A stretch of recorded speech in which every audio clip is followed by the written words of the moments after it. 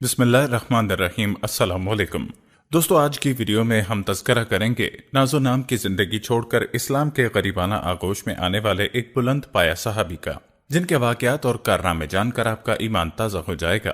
جی ہاں دوستو، ہم بات کر رہے ہیں حضرت مصعب بن عمیر رضی اللہ تعالیٰ عنہ کی۔ کہتے ہیں مکے میں انہی کو سب سے زیادہ خوشبو لگانا پسند تھا۔ ناز و نعم میں پیدا ہوئے اور اسی فضا میں پرورش پا کر جوانی تک پہنچے۔ شاید مکے کے نوجوانوں میں کسی کو اپنے والدین کی محبت و شفقت اس حد تک میسر نہ آئی ہو جس قدر حضرت مصعب بن عمیر کو ملی۔ قریش کا یہ قابل توجہ نوجوان گفتگو کو دلچسپی اور انہماک سے سنتا، اسی لیے کم عمری کے باوجود مکی مجلسوں اور محفلوں کی زینت بن گیا۔ ہر مجلس کے شرکاء کی یہ خواہش ہوتی کہ مصعب ان کی محفل میں بیٹھے۔ وجہ یہ تھی کہ حسن اور عقل مندی مصعب کی دو خوبیاں تھیں جو دلوں اور دردوں کو واہ کر دیتی۔ یہ خوبرو جوان ناز و نعمت کا پروردہ، مکہ کا نوخیز حسین اور مکے کی مجلسوں اور محفلوں کا نگینہ، کسی کو یہ معلوم نہ تھا کہ وہ ایمان اور جاں سپاری کی تاریخی داستانوں میں سے ایک داستان بن جائے گا۔ ایک روز اس نوجوان نے بھی وہ بات سنی جو اہل مکہ جناب محمد الامین صلی اللہ علیہ وسلم کے بارے میں کہہ رہے تھے کہ محمد کہتا ہے کہ اللہ نے اسے بشیر و نصیر رسول بنا کر بھیجا ہے اور اللہ وحدہ کی عبادت کی طرف بلانے کی ذمہ داری سونپی ہے۔ ان دنوں اہل مکہ کو صبح و شام اس بات کے سوا کوئی اور غم تھا ہی نہیں، کرنے کو کوئی اور بات تھی ہی نہیں سوائے اس کے کہ وہ رسول صلی اللہ علیہ وسلم اور آپ کے دین کے متعلق محو گفتگو رہتے۔ آپ نے جو باتیں اہل مکہ سے سنی ان میں یہ بات بھی تھی کہ رسول صلی اللہ علیہ وسلم اور مسلمان قریش مکہ کی مشغولیات، فضولیات اور ایذا تکالیف سے دور کوہ صفا کے اوپر ارکم بن ابی ارکم کے گھر جمع ہوتے ہیں۔ حضرت مصعب نے یہ سنا تو انتظار اور تردد کیے بغیر شام کو دار ارکم جا پہنچے۔ آپ کی تمنائیں اور نگاہیں تو پہلے ہی وہاں پہنچ چکی تھیں۔ وہاں رسول اللہ اپنے صحابہ سے ملتے، ان کے سامنے قرآن کی تلاوت کرتے اور انہیں نماز پڑھاتے۔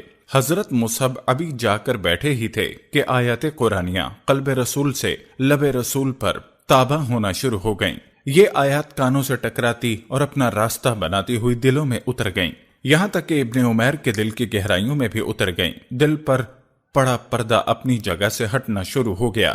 ادھر رسول اللہ نے اپنا دست شفقت و برکت آگے بڑھایا اور جذبات کی آتش سے بھڑکتے اور دھڑکتے دل کو چھوا تو سکون اور راحت کی شعائیں دل کی گہرائیوں میں اتر گئیں۔ جو نوجوان ایمان و اسلام لے آیا تھا وہ پلک جھپکنے میں اس طرح نمایاں ہوا کہ حکمت اس کی عمر سے دگنا نظر آنے لگی۔ اس کے اندر عزم و ارادے کی وہ قوت بھی آ گئی جو وقت کا دھارا بدل ڈالنے پر قادر تھی۔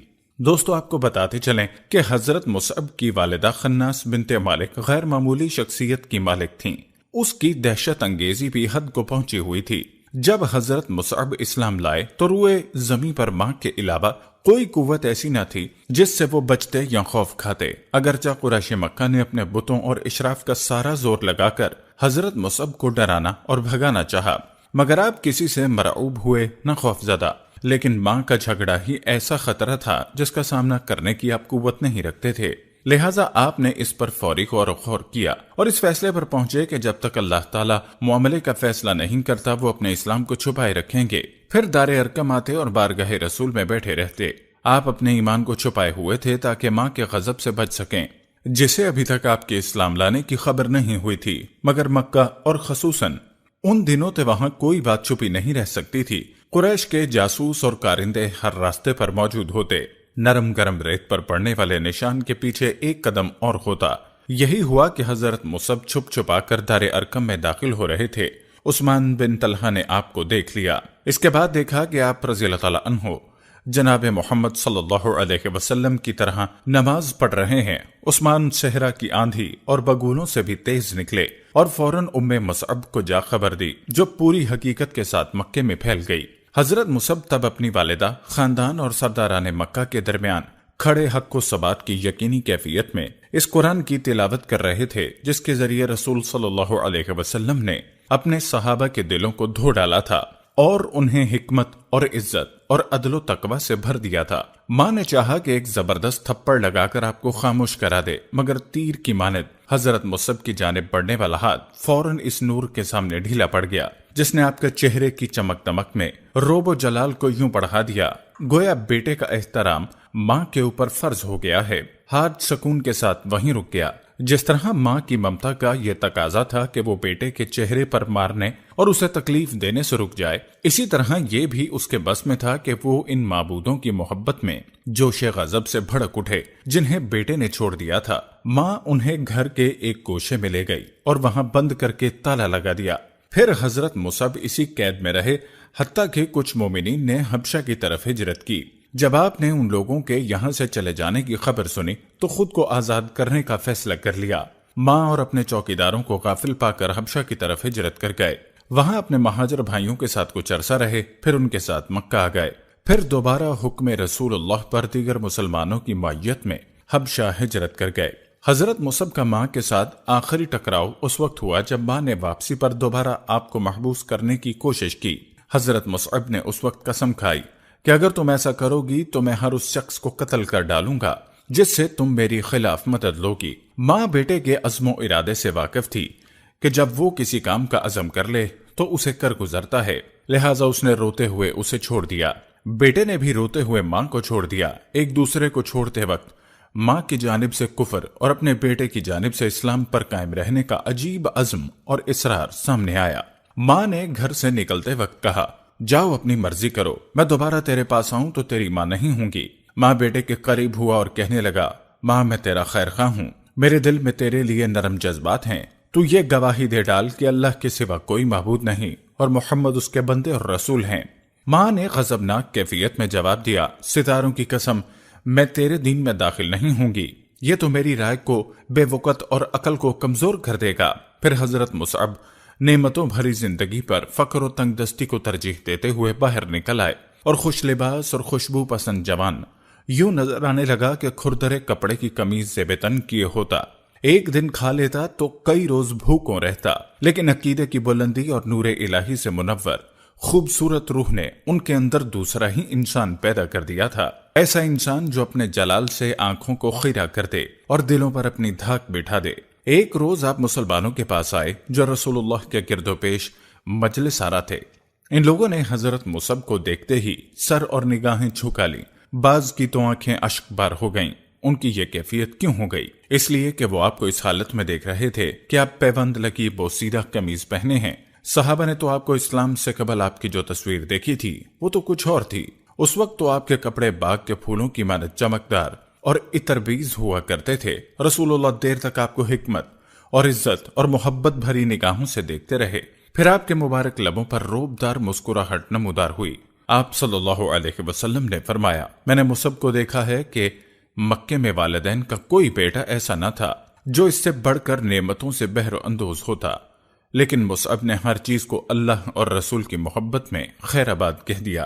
دوستو، یہی وہ دن تھے جب رسول اکرم نے ایک بہت بڑی مہم کے لیے آپ کو منتخب فرمایا اور یہ طے فرمایا کہ آپ مدینے میں اسلام کے پہلے سفیر ہوں گے اور ان انصار مدینہ کو دینی تعلیم دیں گے جو عقبہ کے مقام پر رسول اللہ کی بیعت کر چکے تھے۔ ان کے علاوہ دیگر لوگوں کو بھی دعوت اسلام دے کر حلقہ دین میں داخل کریں گے۔ ان دنوں رسول اللہ کے اصحاب میں وہ لوگ بھی شامل تھے جو عمر و مرتبہ میں حضرت مصعب سے بڑے اور رسول اللہ کے زیادہ قرابت دار تھے، مگر رسول اللہ نے حضرت مصعب کو اس کام کے لیے منتخب کیا۔ حضرت مصعب کو بھی خوب معلوم تھا کہ انتہائی خطرناک معاملہ ان کے سپرد کیا جا رہا ہے۔ اس مدینے میں اسلام کو پھیلانے اور بڑھانے کا معاملہ ان کے سامنے رکھا گیا ہے جو ان قریب دارالہجرت قرار پانے اور دعوت اور داعیان اور غازیان و فاتحین کا مرکز بننے والا ہے۔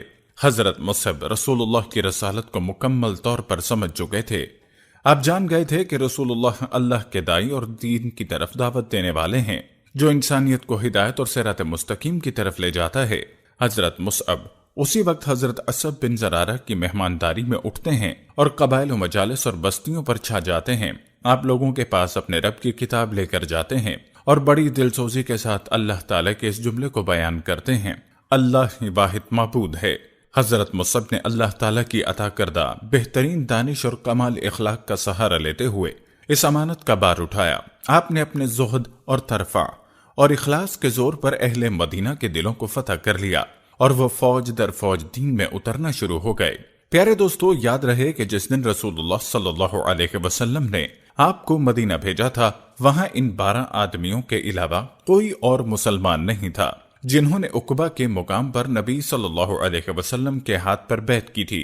लेकिन हजरत मुसब को उनके दरमियान आए अभी चंद माह गुजरे थे कि अहले मदीना ने अल्लाह और रसूल की दावत पर लब्बैक कह दिया। बैत उक़बा के बाद आने वाले हज में मुसलमानाने मदीना ने रसूलुल्लाह की खिदमत में अपनी नुमाइंदगी के लिए जो वफ्द मक्के भेजा, उसके शुरका की तादाद मर्द व ख़वातीन समेत 70 थी। वो नबी सल्लल्लाहु अलैहि वसल्लम की तरफ से अरसाल करदा मुअल्लम हजरत मुसब बिन उमैर की क़यादत में मक्का आए। हजरत मुसब ने अपनी फितरी दानाई के साथ साबित किया कि रसूलुल्लाह ने उन्हें क्यों मुंतखब किया था।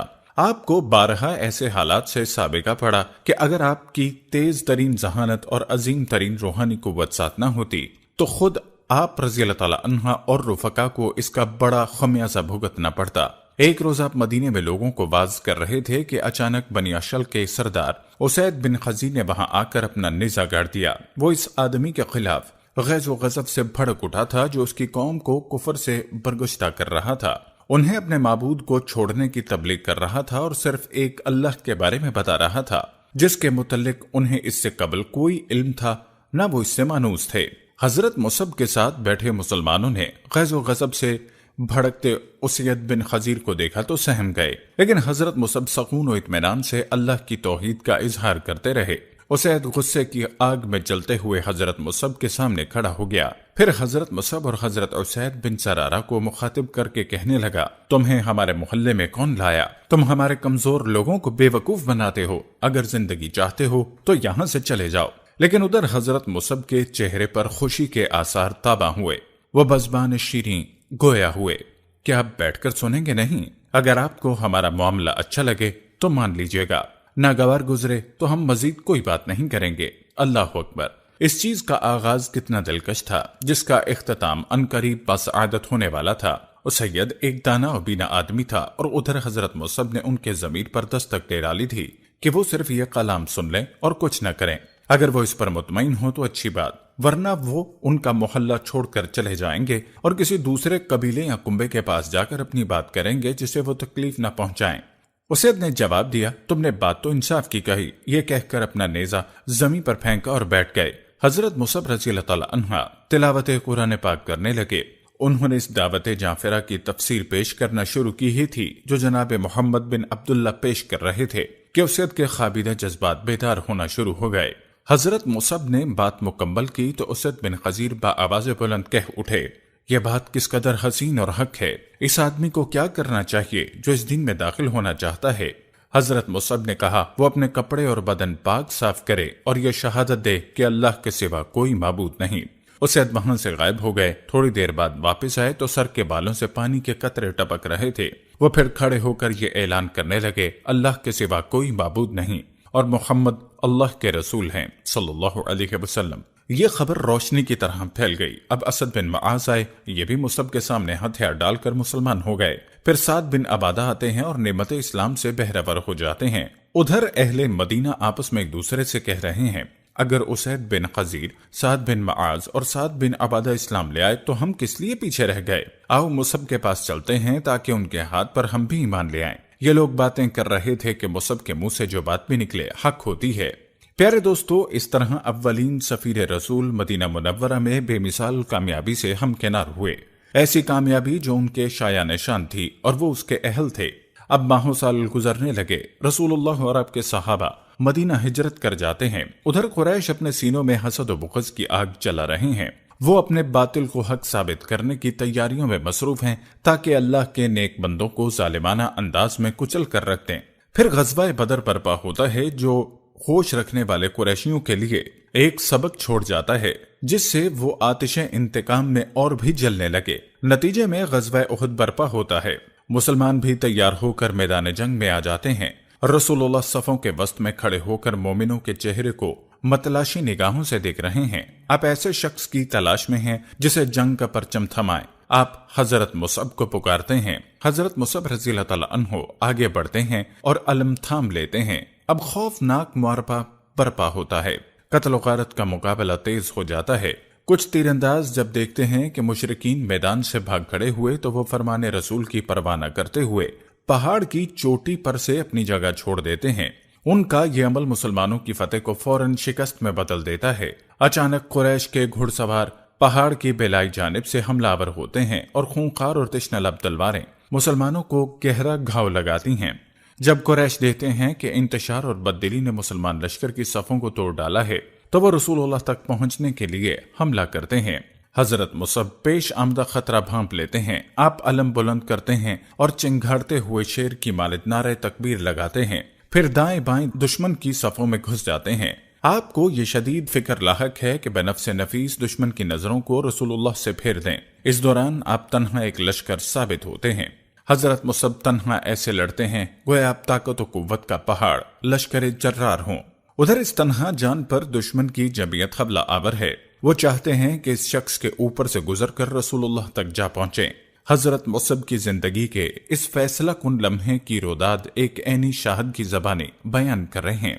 मारूफ सीरत निगार इब्ने असद लिखते हैं, हमें इब्राहिम बिन मोहम्मद बिन शर्जील अबदरी अपने बाप के हवाले से बताते हैं, उन्होंने कहा उहुद के रोज मुसब ने अलम उठाया। जब मुसलमानों के कदम उखड़ गए तो मुसब साबित कदम रहे। मुशरिकीन का एक घुड़सवार इब्ने क़मिया उन पर हमला आवर हुआ और तलवार का वार करके उनका दायां हाथ काट दिया। मुसब कह रहे थे, और मोहम्मद अल्लाह के रसूल हैं, इससे कबल भी तो रसूल गुजर चुके हैं। फिर उन्होंने अलम अपने बाएं हाथ में थाम लिया और उस पर झुक गए। इब्ने क़मिया ने इस हाथ पर वार करके उसे भी काट डाला। अब मुसब अलम को सीने के साथ लगाकर अपने बाजुओं की गिरफ्त में लिए झुके खड़े हैं और कह रहे हैं, और मोहम्मद अल्लाह के रसूल हैं, उनसे कबल भी तो रसूल गुजर चुके हैं। अब इब्ने क़मिया तीसरी बार नेज़े से हमला आवर हुआ। उसने नेज़ा मारा और नेज़ा मुसब के जिस्म में धंस गया। मुसब गिरे और अलम भी बाजुओं की गिरफ्त से निकल कर गिर गया। मुसब गिर गए और जामे शहादत नोश फरमाते हुए अपनी जान जाने आफरीन के हवाले कर दी। प्यारे दोस्तों, ये थी हमारी आज की वीडियो। इस वीडियो को आपने अपने प्यारे दोस्तों के साथ जरूर शेयर करना है। हम उम्मीद करते हैं कि आपको हमारी आज की ये वीडियो जरूर पसंद आई होगी। अगर आपको हमारी आज की ये वीडियो पसंद आई है तो इसे सबसे पहले लाइक करें, अपनी राय का इजहार कमेंट सेक्शन में लाजमी करें। आपसे एक बार फिर दरखास्त है कि आप हमारे चैनल समा वॉइस को जरूर सब्सक्राइब कर लें और साथ ही लगे घंटी के बटन को भी क्लिक करें ताकि आपके पास हमारी आने वाली मजीद वीडियोस का नोटिफिकेशन पर वक्त मिलता रहे। अल्लाह ताला आपको अपनी हिफ्ज़ो अमान में रखे। आमीन।